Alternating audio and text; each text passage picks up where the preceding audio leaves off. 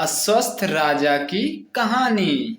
एक नगर में एक दयालु राजा रहता था, लेकिन लोग अपने राजा से प्रसन्न नहीं थे, क्योंकि वह राजा बहुत आलसी था और दिन भर खाने और सोने के अतिरिक्त वह कुछ भी नहीं करता था। वह खा खा कर आलू की तरह मोटा हो गया और लोगों ने राजा के बारे में बोलना आरंभ कर दिया। एक दिन उसे एहसास हुआ कि वह अपने शरीर और जोड़ों को हिला भी नहीं सकता। वह इतना मोटा हो गया कि उसके शत्रु उसे सांड राजा कहने लगे।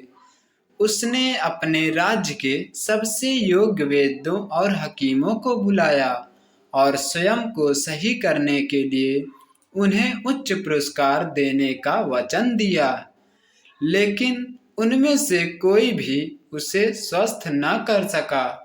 उसने अपने जानकारों और मित्रों से सलाह भी ली और अन्य चिकित्सा से परामर्श भी लिया, लेकिन सब बेकार। एक दिन सुबह उसके राज्य में एक ऋषि पधारे।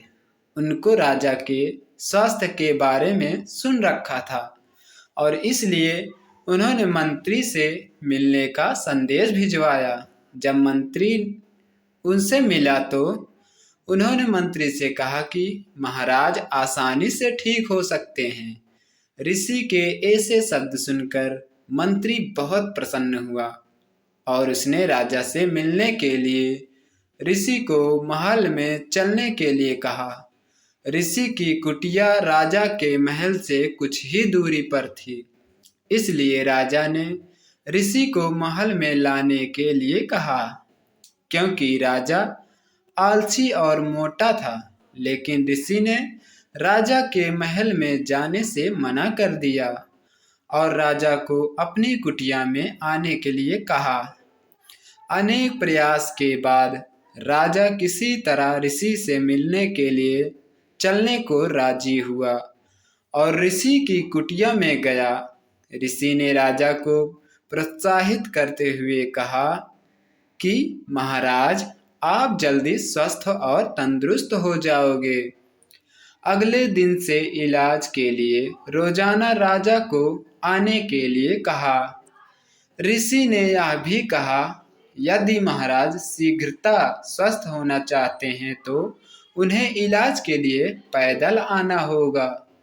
राजा के लिए पैदल एक कदम भी रखना मुश्किल था, लेकिन वह जैसे तैसे अपने साथियों के साथ ऋषि की कुटिया में गया। लेकिन दुर्भाग्य से ऋषि अपनी कुटिया में नहीं मिला।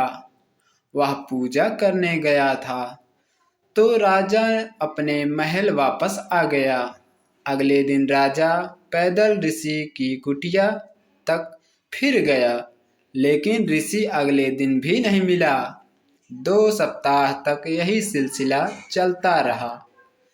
राजा की कुटिया में जाता और ऋषि वहां उसे ना मिलता। अब राजा को ऋषि पर बहुत गुस्सा आने लगा। उसने ऋषि को दंड देने के लिए अपने सैनिकों से ऋषि को अपने महल बुलाया, पर जैसे ही ऋषि उसके सामने आए, वैसे ही राजा को एहसास हुआ कि मुझ में अब बहुत बदलाव हो चुका है और वजन कम हो गया है। जब राजा को पता चला कि ऋषि अपनी कुटिया से क्यों गायब होते थे, तब राजा ने ऋषि से क्षमा मांगी और उनका आदर पूर्वक सम्मान किया। तब राजा को पता चला कि आलसी होने से क्या होता है। अगर यह कहानी आप लोगों को अच्छी लगी तो चैनल को सब्सक्राइब करें और बेल आइकन को जरूर दबाएं।